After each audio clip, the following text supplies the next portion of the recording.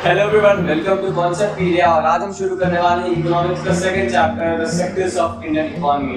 तो बिना देरी के हुए चलिए शुरू करते हैं।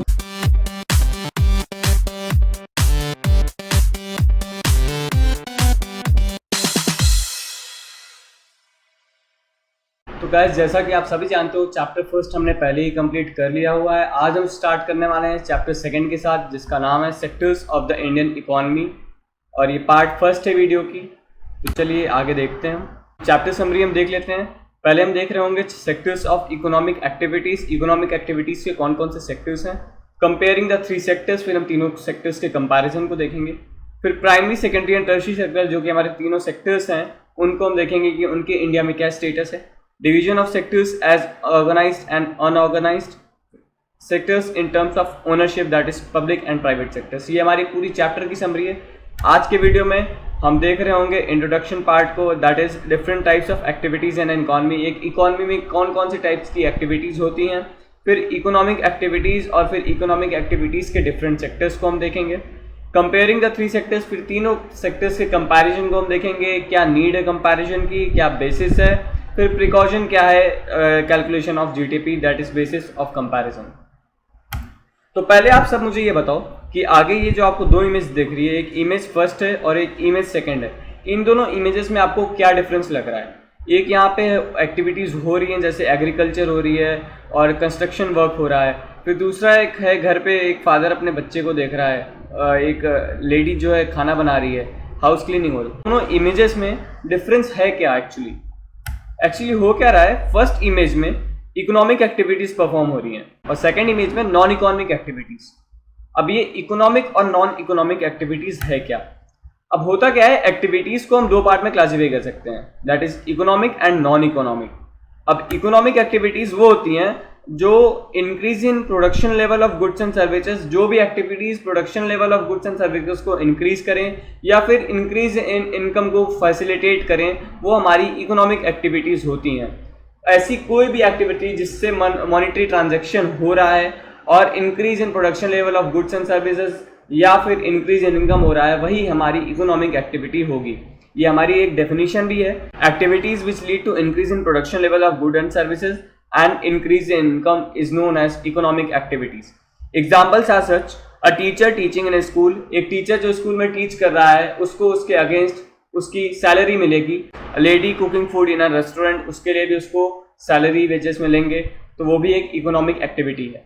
नॉन इकोनॉमिक एक्टिविटीज वो होती हैं जो एक इंडिविजुअल अपने साइकोलॉजिकल सेटिस्फैक्शन के लिए करता है और उससे उसको कोई भी इकोनॉमिक गेन नहीं होता है। मतलब कि कोई भी मॉनेटरी ट्रांजैक्शन या फिर फाइनेंशियल स्टेटस अफेक्ट नहीं हो रहे होते हैं।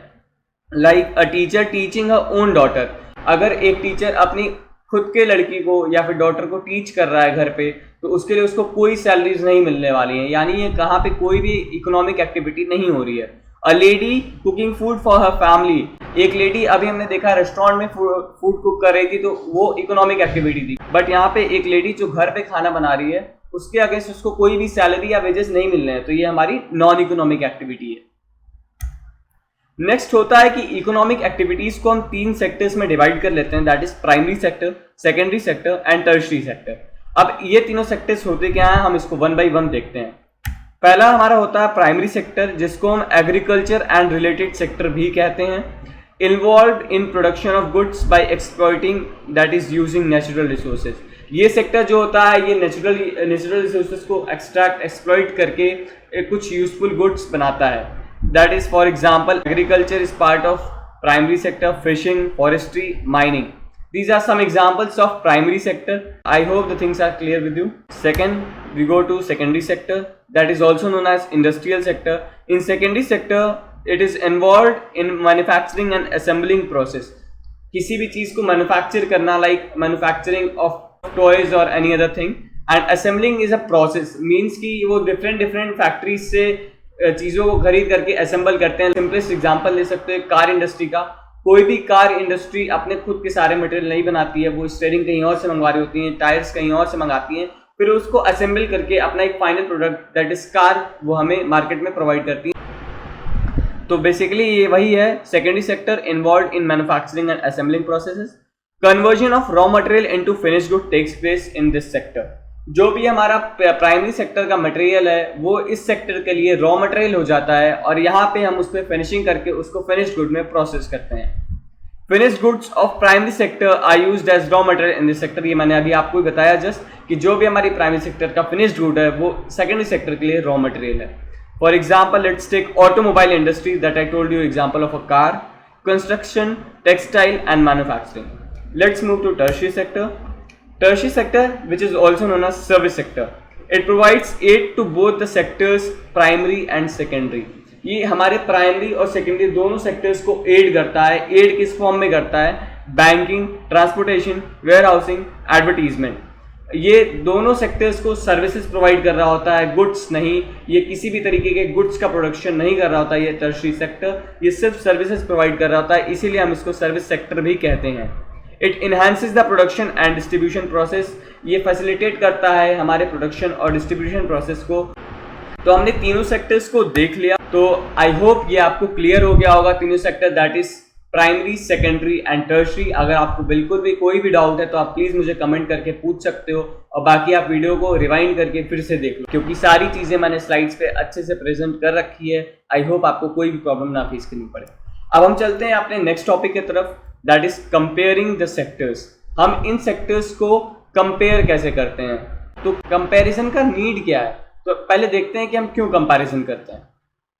Let's take a question, how government keeps record of each economic activity. हमारी गवर्नमेंट कैसे हर इकोनॉमिक एक्टिविटी का रिकॉर्ड रखती होगी, क्योंकि इस इकोनॉमी में बहुत सारी इकोनॉमिक एक्टिविटीज परफॉर्म हो रही है।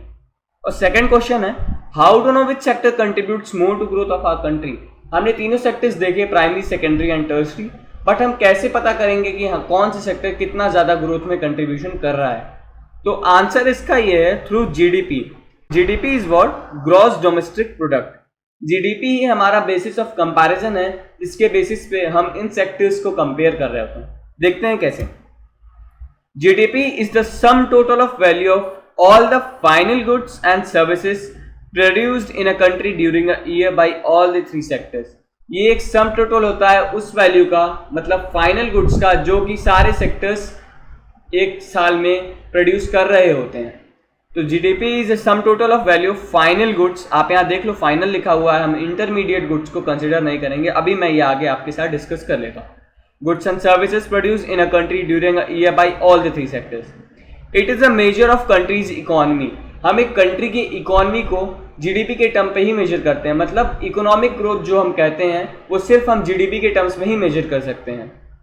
Undertaken by central government ministry. GDP को सेंट्रल गवर्नमेंट मिनिस्ट्री जो है अंडरटेक कर रही होती है। अब मैंने आपसे बात की थी फाइनल और इंटरमीडिएट गुड्स की, तो हम देख लेते हैं क्या है। गुड्स जो है बेसिकली दो पार्ट्स में डिवाइड हो जाते हैं, that is final goods and intermediate goods. Final goods वो गुड्स होते हैं जो फाइनल कंजप्शन ऑफ कंज्यूमर के लिए तैयार हैं, जिसपे हम और भी कुछ, हमें और भी कोई भी क्वालिटी ऐड नहीं करनी है, उसमें सारे फीचर्स हैं, वो प्रोडक्ट पूरा कंप्लीट है और रेडी है कंजप्शन के लिए, मार्केट में सेल होने के लिए। एग्जाम्पल है milk used by a household for consumption. और फिर हम पढ़ते हैं इंटरमीडिएट गुड्स की तरफ। Intermediate goods are goods used for manufacturing of final goods. ये गुड्स वो होते हैं जो हमारे फाइनल गुड्स में कन्वर्ट होते हैं या फाइनल गुड्स के प्रोडक्शन में हेल्प करते हैं। For example milk used by Amul to make different product. अभी हमने एक एग्जाम्पल देखा कि जो मिल्क है वो हाउस होल्ड में डायरेक्ट कंजम्पशन के लिए यूज हो रहा है, बट सेम अगर हम अमूल कंपनी की बात करें तो वो उससे डिफरेंट प्रोडक्ट्स बनाएगी। तो एक जो ये मिल्क था वो at the same time final भी हो गया हाउस होल्ड के लिए और इंटरमीडिएट भी हो गया अमूल और कंपनी के लिए। आई होप आपको गुड्स की क्लासिफिकेशन क्लियर है। Let's move ahead, that is precautions while calculation of GDP. हमने जीडीपी को देख लिया कि वो सम टोटल होती है तीनों सेक्टर्स के फाइनल गुड्स के प्रोडक्शन का इन एन ईयर। तो अब जीडीपी को हम कैलकुलेट करते टाइम, मतलब इन तीनों को जो ऐड करते हैं, तो हम इसमें क्या प्रिकॉशंस बरतेंगे। Value of only final goods are added, ये हमने पहले भी देख लिया। Value of intermediate goods that is raw materials are ignored.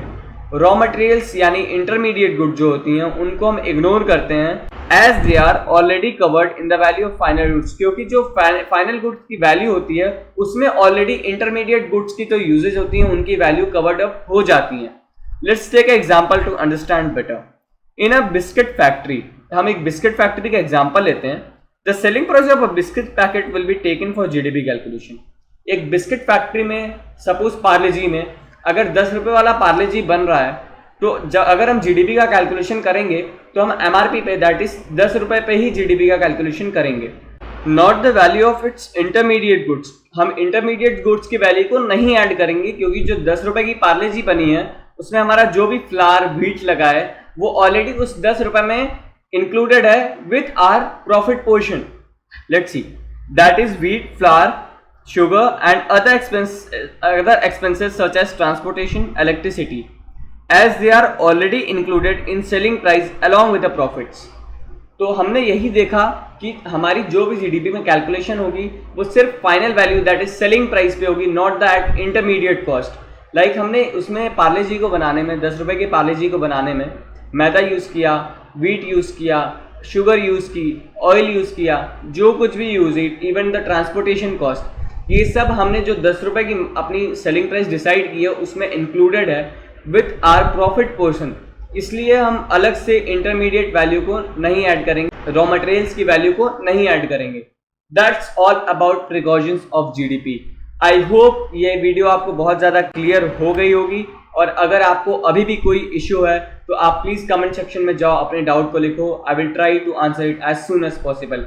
और अगर आपको वीडियो अच्छी लगी हो तो लाइक बटन दबाइएगा, चैनल को सब्सक्राइब करिएगा और अपने फ्रेंड्स एंड कलीग्स के साथ शेयर करिएगा। Thanks, bye bye, take care.